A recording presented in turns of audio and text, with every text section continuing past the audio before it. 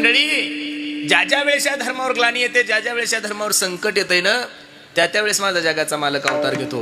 आणि द्वापर युगाची परिस्थिती ती झालेली आहे. पापी जे अभक्त,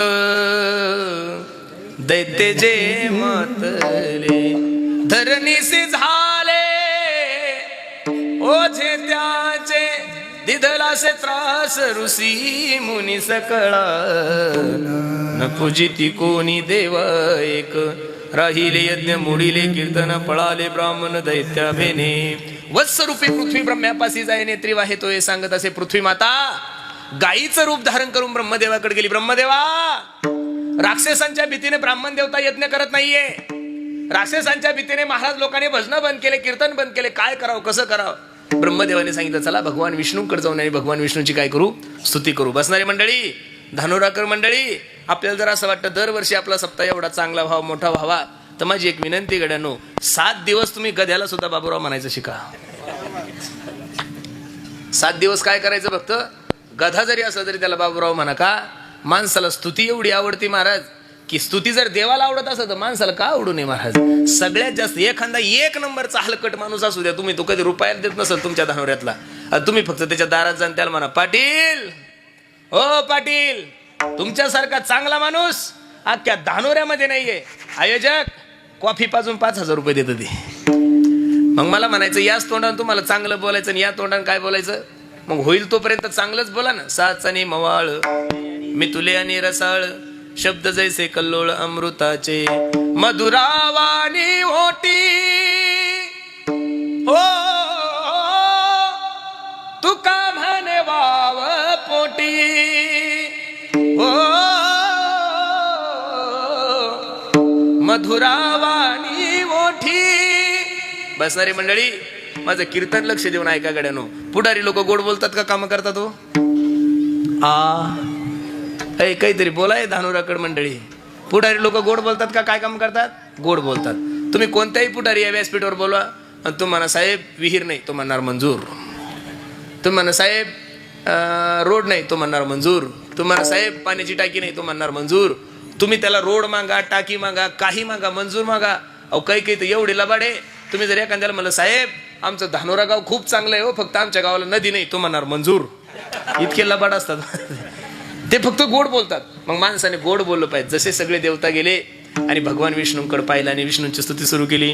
सशंक चक्रम सकिरीत कुंडलम सपीत वस्त्रम सरशिरोक्षरम सहार वक्षस्थलकस्त्व श्रीम नमामि विष्णुम शिरसा चतुर्भुजम शांताकारम भुजंग नाही भुजगशयनम पद्मनाभम सुरेशम विश्वाधारम गगनसदृशम मेघवर्णम शुभांगम लक्ष्मी कांतम कमल नयनम योग बिर्द्यानगम्यम वंदे विष्णू भवभयहरम सर्वलोक एकनाथम.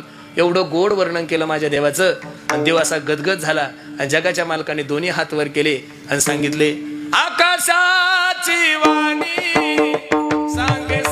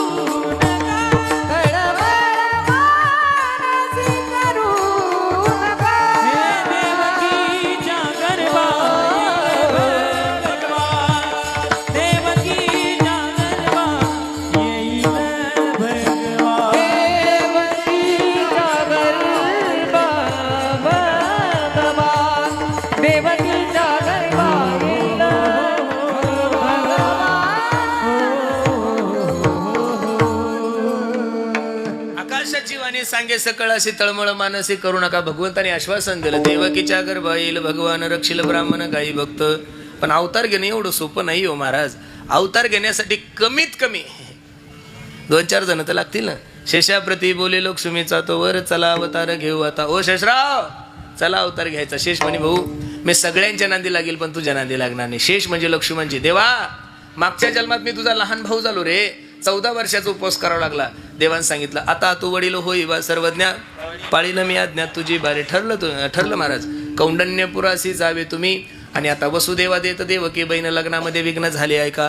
कंसाची लाडकी बहीण वसुदेवाला दिली. बसणारी मंडळी थाटामाटात मिरवणूक निघाली ना आकाशवाणी झाली. कंसा, ए कंसा, ज्या बहिणीची एवढी थाटामाटात मिरवणूक घेऊन चालला असणार रे, तिच्या पोटी येणार 8वं पोरग तुला मारणार आहे. खरं सांगा, आपल्या बहिणीचं पोरग आपला मर्डर करणार आहे हे भावाला कळल्यानंतर तिला पैठणी घेईल, तिला भाऊबीजील बोलवल, तिच्याकडे रक्षाबंधनला जाईल. अहो तो कंस होता महाराज. घेऊन या खड्ग माराया धावला, हात तो धरिला वसुदेवे. वसुदेवाने हात पकडला. ए कंसा, हिच्या पोटी पोरं मारणार आहे ना तुला. अरे हिनं काय केलं, आम्हाला कारागृहामध्ये ठेव. ठरल्याप्रमाणे कारागृहामध्ये ठेवलं. सुंदर असं लेकरू झालं आणि वसुदेवानं ते लेकरू हातात घेतलं. बसणारी मंडळी लक्ष द्या माझ्या कीर्तनाकडं. कंस ते वसुदेव ते पोरग घेऊन कोणाकडे गेले, कंसाकडे गेले. कंसाने त्या लेकराला पाहिल्यानंतर कंसाच्या डोळ्याला धारा लागल्या. कंस विचार करू लागला, अरे मला तर 8वं मारणार आहे, पहिल्यानं काय केलेलं आहे. एक सांगू, तुम्ही एवढ्या दिवसापासून 50 वर्ष झाले कीर्तन ऐकता माया हो. 50 गुणिले 8 किती महाराज लोक तुम्ही आतापर्यंत उघडून खाल्ले. बरोबर आहे का नाही. कंसा देव होता का राक्षस होता माया हो. बोलत चला, काय होता. कंसा देव होता का राक्षस होता. कंसा राक्षस होता, पण तुमच्यानी माझ्यापेक्षा 1000 पट चांगला होता. तुम्ही म्हणसाल महाराज मग आपण कोण आहे. आपण नुसते राक्षस नाहीये, आपण सगळे महाराक्षस आहोत महाराज. याचं कारण, अरे कंस कमीत कमी जन्माला आलेले पोरं मारत होता, आपण तर एवढे हलकट झालो महाराज. गर्भातल्या पोरी सुद्धा मारायला लागलो. ज्याला त्याला असं वाटतं मला पोरगच पाहिजेत. पोरं काय दिवे लावतात मला काही कळलं नाही बाबा आतापर्यंत. दशरथ माहिती आहे का तुम्हाला, तुमच्या धानोऱ्याचं नाही.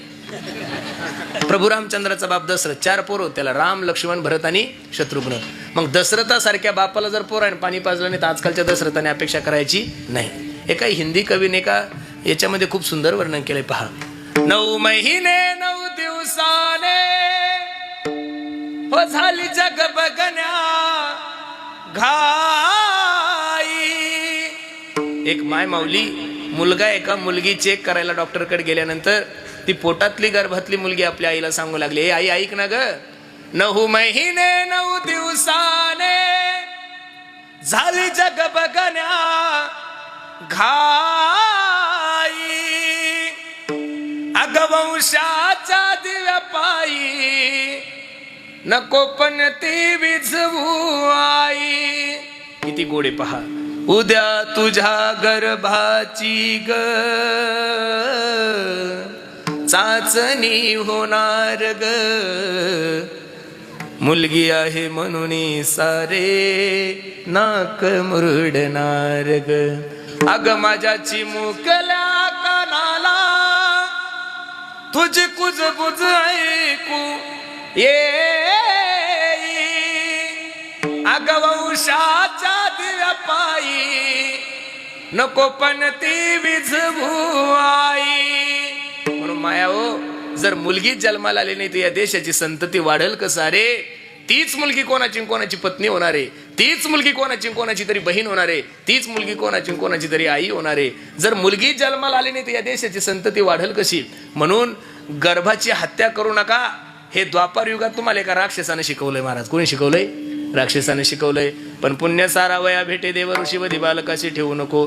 पहिलं मारलं, दुसरं मारलं, तिसरं मारलं, चौथं मारलं, 5वं मारलं. 6 इमारित दुराचारी, 7वा जो गर्भयोग माया नेता आश्चर्य करीत जगा माझे. 8व्याची तयारी सुरू झाली. व्यवहाराचा नेम आहे माया हो. मुलगी तुमच्याही घरात आहे, मुलगी माझ्याही घरात आहे. एखादी मुलगी जर प्रेग्नेंट असेल, तिला 7वा, 8वा, 9वा महिना जर चालू असेल ना, तर तुमची माझी बहीण एवढी गोरी पान दिसती. याचं कारण काय आहे. त्या गर्भाचं तेच त्या पोरीच्या चेहऱ्यामध्ये आलेलं असतं. कशात आलेलं असतं. चेहऱ्यामध्ये. मला बसणाऱ्या मायांना फक्त एवढंच सांगायचं, माया हो, एखादं 100 पोरग जर जन्माला यायचं असेल तर तुमची आणि माझी बहीण एवढी सुंदर दिसती. ज्या माय माऊलीच्या गर्भामध्ये जगातील सर्वात सुंदर व्यक्ती असेल ती माय माऊली कशी दिसत असेल महाराज. काय गोड वर्णन नामदेवरायांनी केलं. देवकीचे तेज दिसे सूर्य,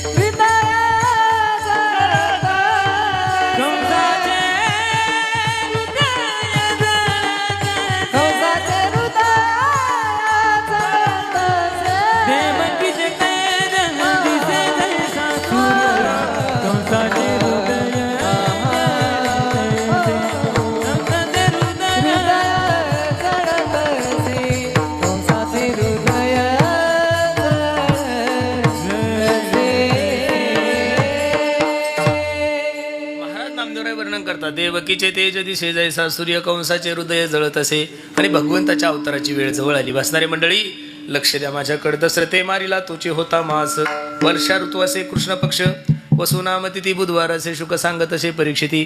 अयोनी संभवनो एकाही श्रमी नाम याचा स्वामी प्रगटला. 8 वर्षाची मूर्ती देवकी मातेसमोर प्रगट झाली. देवकी माता रडायला लागली. सोडा सोडा मिठी